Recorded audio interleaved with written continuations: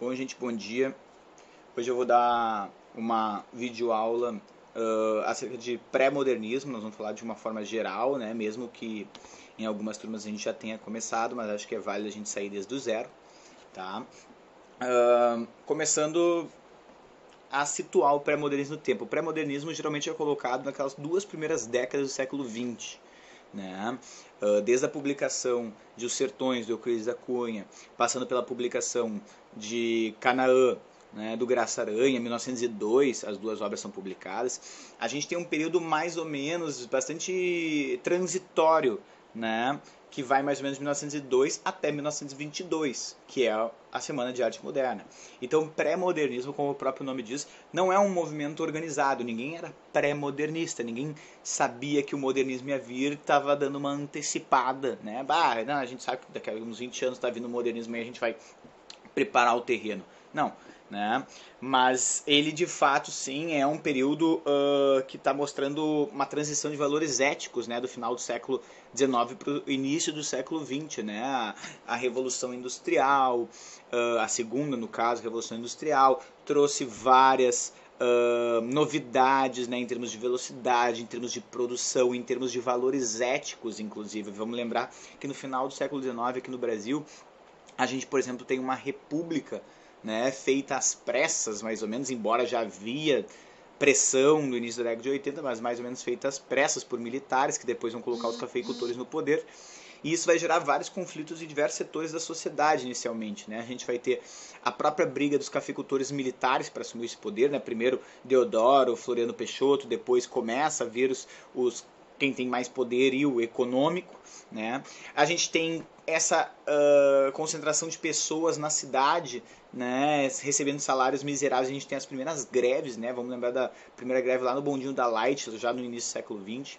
A gente tem várias revoltas urbanas por maus tratos, né? Porque embora o Brasil aboliu a escravidão, muito, né, da forma como se lidava ainda era próximo ao regime escravocrata, né? E aí leia-se a revolta da Chibata, certo? A gente tem várias reformas para tentar voltar à monarquia, né, em repúdio à república, como a Revolução Federalista aqui no Rio Grande do Sul, né? A gente tem os fanatismos religiosos, né, do caso do Antônio Conselheiro lá na Bahia, certo? Então é um período onde o Brasil, embora economicamente não tenha sentido tanto com a proclamação da República, ele vai sentir bastante um pouco do plano social, né? Vai ser um pouco mal entendida essa República, vai trazer alguns valores que o pessoal não vai aceitar inicialmente e vai ter um pouquinho de demora assim para essa aceitação, e esses conflitos vão estar um pouco na base dos escritores que vão se localizar nesse período pré-modernista, tá?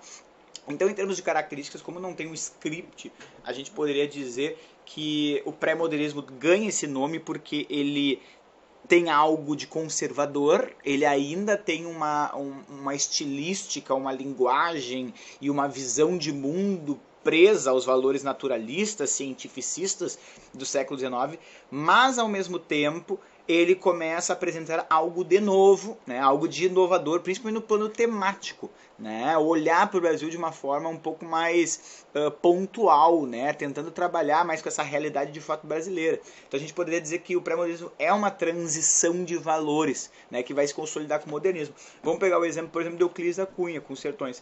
Os Sertões é uma obra que tem toda a sua divisão, né, e seu olhar preso aos valores do século XIX. Vamos lembrar que ela é dividida em A Terra, o Homem e a Luta, né, os três pilares, né, do naturalismo, né, o meio, né, a raça e o momento histórico, né? Então a própria divisão dos sertões já é extremamente determinista, extremamente naturalista. A linguagem que o próprio Euclides da Cunha utiliza é uma linguagem bastante presa a valores, né, de um certo formalismo, de um certo esteticismo, né, de uma linguagem mais elevada, né, embora ele acrescente algumas variantes regionalistas para dar maior um caráter mais verossímil para a obra. Afinal de contas ele está falando sobre o Nordeste, então ele aproveita dos próprios repertórios linguísticos da população de lá, certo? Só que diferente do que poderia se imaginar, ele traz uma perspectiva completamente nova acerca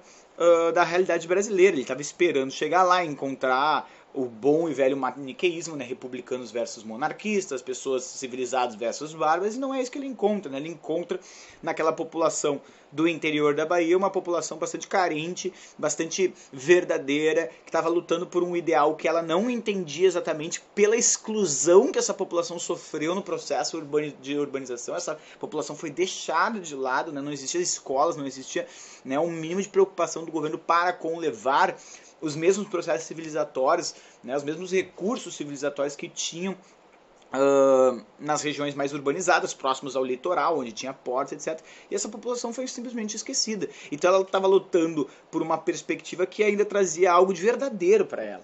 Né? Outra coisa que não se encaixa no determinismo naturalista é quando o Euclides da Cunha olha para aquele miscigenado, né, aquela mistura de branco, negro, índio que virou o sertanejo, e não encontra aquela fraqueza, aquela degeneração moral que a teoria naturalista dizia, né?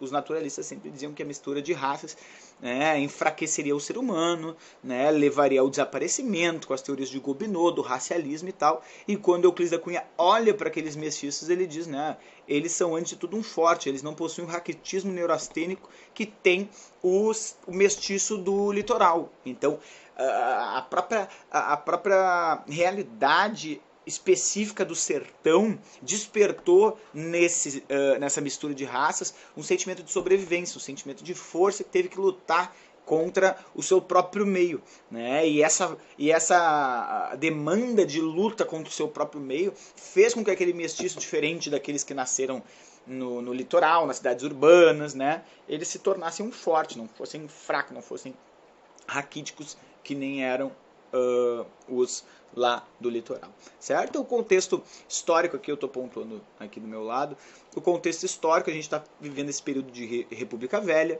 né, esse período pós-republicano, antes de Vargas, né, aquele ínterim, certo? Que vai desde as revoltas pós-república ali de 1893 a 1904, pegando aquilo que a gente chama de Belle Époque brasileira, que vai ser basicamente uma Belle Époque carioca, né? Carioca e paulista, que vão ser os dois estados mais fortes, assim, cheio de reformas urbanas, cheio de tentativas de quase um apartheid social, né? Vamos lembrar que com a abolição vários negros começam a ir morar nos centros da cidade para trabalhar perto dos portos, só que isso desperta muita raiva, muito ódio, né? Nos brancos que lá moravam, e aí eles começam a partir de práticas políticas fazer esse isolamento, né, com justificativas de nós vamos construir uma via maior justamente na reta dessas casas, então os negros começam a ser mandados para os morros, onde, curiosamente falando em Canudos, ficavam os ex-militares que não receberam o pagamento, né, que começaram a ser chamados de favelados, porque eles habitaram, né, na Guerra de Canudos um morro cheio de favos, né, então eles começam a ser chamados de favelados, os lugares onde eles começam a morar começam a ser chamados de favelas, os negros, né, acabam indo ter que morar lá devido a várias reformas urbanas, a mais famosa é o Bota Abaixo, né, o próprio nome diz, né, Bota Abaixo, destruir os casebres dos negros e mandar eles para os morros, certo?